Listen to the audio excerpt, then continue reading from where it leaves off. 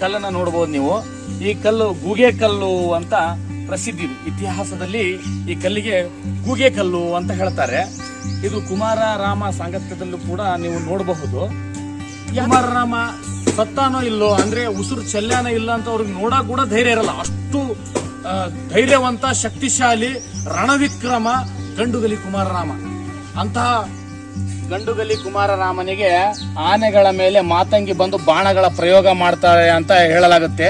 ಇದು ಸ್ಪಷ್ಟವಾಗಿ ನಾವು ಇತಿಹಾಸಕ್ಕೆ ಒಂದು ಪುರಾವೆ ಆಗಿ ಇಲ್ಲಿ ಗಂಡುಗಲಿ ಕುಮಾರರಾಮನ ನಾವು ನೋಡಬಹುದು. ಪುಣ್ಯಾತ್ಮ ಈ ರೀತಿ ಪ ನಾಕೇತಿ, ರಾಮಲೇ ನಾಕೇತಿ ಮತ್ತು ಮುದೇ ನಾಕೇತಿ ಅಂತ ಇಲ್ಲಿ ಸ್ಪಷ್ಟವಾಗಿ ಬರೆಯಲಾಗಿದೆ. ಅದೇ ರೀತಿ ಇನ್ನೊಂದು ಹೆಸರಿದೆ ಸ್ನೇಹಿತರೆ, ಅದು ಅಷ್ಟು ಸ್ಪಷ್ಟವಾಗಿ ಕಾಣ್ತಾ ಇಲ್ಲ. ಪ್ರೀತಿಯಿಂದ ಮಾತನಾಡುವ ಒಂದು ಗಿಳಿಯನ್ನ ಸಾಕಿರ್ತಾರೆ ಅಂತ ಉಲ್ಲೇಖ ಇದೆ. ನಾನಿರುವುದೇ ನಿಮಗಾಗಿ,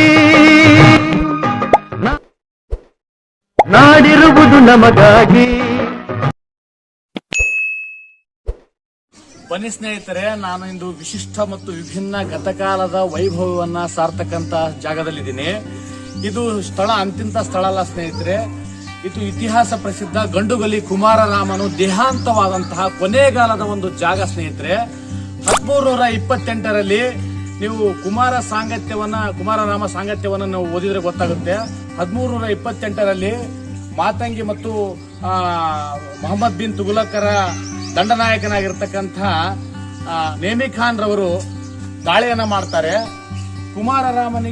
ಗಂಡುಗಲಿ ಕುಮಾರರಾಮನಿಗೆ ಅನೇಕ ಬಾಣಗಳು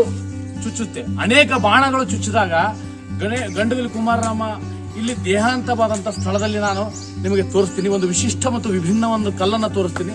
ಆ ಕಲ್ಲ ನೋಡಿದ ಮೇಲೆ ನಾನು ಇತಿಹಾಸವನ್ನು ಹೇಳಕ್ ಪ್ರಯತ್ನ ಮಾಡ್ತೀನಿ. ದಯವಿಟ್ಟು ಬನ್ನಿ.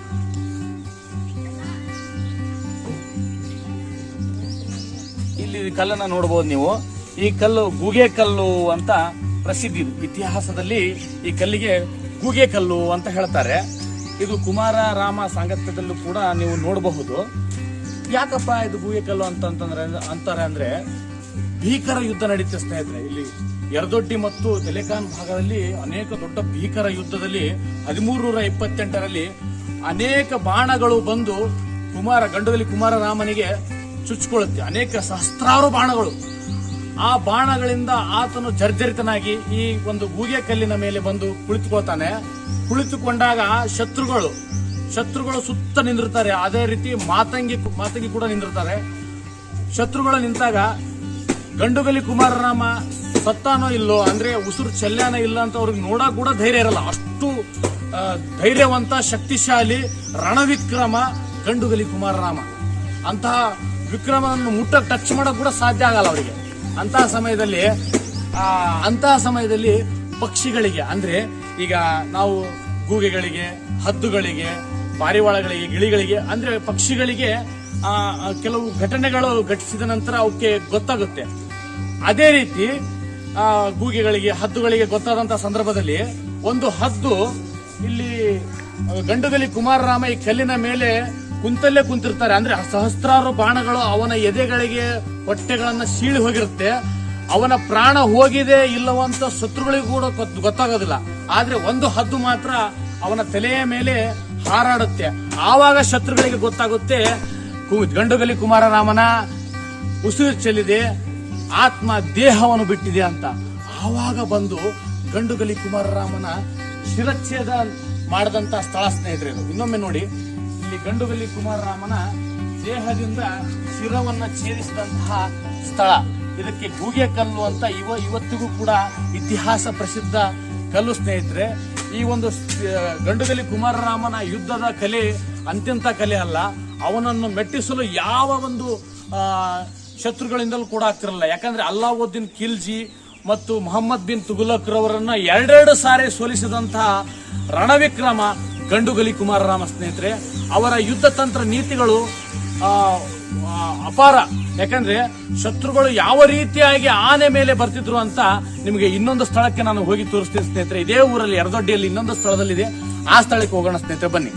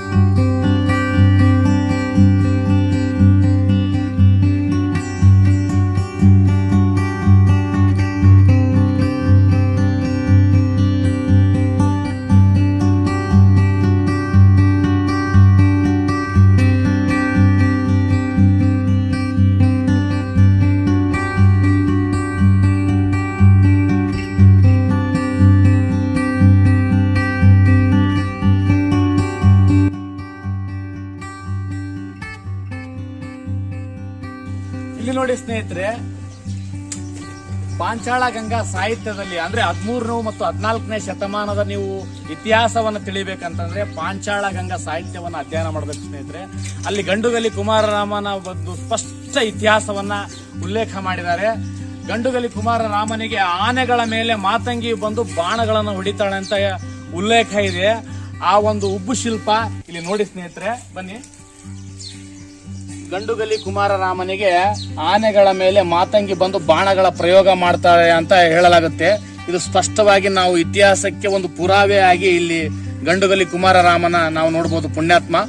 ಈ ಒಂದು ಗಂಡುಗಲಿ ಕುಮಾರರಾಮನಿಗೆ 5 ಜನ ಮಡದಿಯರು ಸ್ನೇಹಿತರೆ. 1, 2, 3, 4, 5 ಜನ ಮಡದಿಯರು. ಈ ಮಡದಿಯರ ಹೆಸರುಗಳನ್ನು ಕೂಡ ಇಲ್ಲಿ ಕೊಟ್ಟಿದ್ದಾರೆ, ಶಾಸನಗಳಲ್ಲಿ ಬರೆದಿದ್ದಾರೆ ನೋಡಿ ಸ್ನೇಹಿತರೆ. ವೀರಬಾಯಿ ನಾಕೀತಿ, ನಾಕೀತಿ, ರಾಮಲೆ ನಾಕೀತಿ ಮತ್ತು ಮುದೇ ನಾಕೀತಿ ಅಂತ ಇಲ್ಲಿ ಸ್ಪಷ್ಟವಾಗಿ ಬರೆಯಲಾಗಿದೆ. ಅದೇ ರೀತಿ ಇನ್ನೊಂದು ಹೆಸರಿದೆ ಸ್ನೇಹಿತರೆ, ಅದು ಅಷ್ಟು ಸ್ಪಷ್ಟವಾಗಿ ಕಾಣ್ತಾ ಇಲ್ಲ. 1968ರಲ್ಲಿ ಮೈಸೂರು ವಿಶ್ವವಿದ್ಯಾಲಯಕ್ಕೆ ಮಹಾಪ್ರಬಂಧವನ್ನು ವರದಾಚಾರ್ಯರು ಮಂಡಿಸ್ತಾರೆ. ಆ ಒಂದು ಅದರಲ್ಲಿ ತಿಮ್ಮಕ್ಕ ಅಂತ ಇನ್ನೊಂದು ಹೆಂಡತಿ ಹೆಸರು ತಿಮ್ಮಕ್ಕ ಅಂತ ಏನೋ ಬರೆದಿದ್ದಾರೆ. ಇಲ್ಲಿ ಗಂಡುಗಲಿ ಕುಮಾರರಾಮನು ಅತ್ಯಂತ ಪರಾಕ್ರಮಿ ಒಂದು ಮತ್ತು ಪರನಾರಿ ಸಹೋದರ ಅಂತಲೇ ಫೇಮಸ್. ಅಂದ್ರೆ ಅವನನ್ನು ಯುದ್ಧ ತಂತ್ರದಿಂದ ಏನೋ ಒಂದು ಗಂಡುಗಲಿ ಕುಮಾರರಾಮ ಯುದ್ಧದಲ್ಲಿ ಸಾವನ್ನಪ್ಪಿದ ನಂತರ ಅವರ ಮಡದಿಯರು ಕೂಡ ಸಾವನ್ನಪ್ತಾರೆ. ಅದಕ್ಕೆ ಸಾಕ್ಷಿ ಇನ್ನೊಂದಿದೆ ಸರ್ ಐತೆ, ಬರೀ ಇಲ್ಲಿ ನೋಡಿ. ಅವರ ಮಡದಿಯರು ಕೈಯನ್ನ ಎತ್ತಿದ್ದಾರೆ. 1, 2, 3 ಮತ್ತು 4.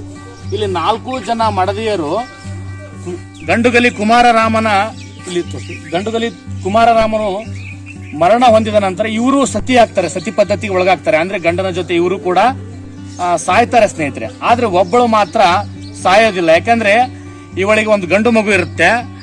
ಮತ್ತು ಗಂಡುಗಲಿ ಕುಮಾರರಾಮ ಮತ್ತು ಅವರ ಹೆಂಡತಿ ಪ್ರೀತಿಯಿಂದ ಮಾತನಾಡುವ ಒಂದು ಗಿಳಿಯನ್ನ ಸಾಕಿರ್ತಾರೆ ಅಂತ ಉಲ್ಲೇಖ ಇದೆ ಸಾಂಗತ್ಯದಲ್ಲಿ.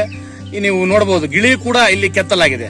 ಅಂದ್ರೆ ಇತಿಹಾಸವು ನಮಗೆ ಸ್ಪಷ್ಟವಾದಂತಹ ನಿರ್ದೇಶನ ಏನ್ ನೀಡುತ್ತೆ ಅಂತಂದ್ರೆ ಗತಕಾಲದ ವೈಭವ ಮತ್ತು ರಾಜರ ಜೀವನ ಶೈಲಿಗಳನ್ನು ನೀಡುತ್ತೆ ಸ್ನೇಹಿತರೆ. ನಮ್ಮ ಮುಂದಿನ ಮಕ್ಕಳಿಗೆ, ನಮ್ಮ ಮುಂದಿನ ಪೀಳಿಗೆಗೆ, ಯುವಕರಿಗಾಗಿರ್ಬೋದು, ಮಕ್ಕಳಿಗಾಗಿರ್ಬೋದು ಇತಿಹಾಸವು ಅತಿ ಅವಶ್ಯಕ ಸ್ನೇಹಿತರೆ. ಯಾಕಂದ್ರೆ ಇತಿಹಾಸವನ್ನು ತಿಳಿಯಲಾರದವನು ಇತಿಹಾಸವನ್ನು ಸೃಷ್ಟಿಸಲಾರ ಅಂತ ಹೇಳ್ತಾರೆ.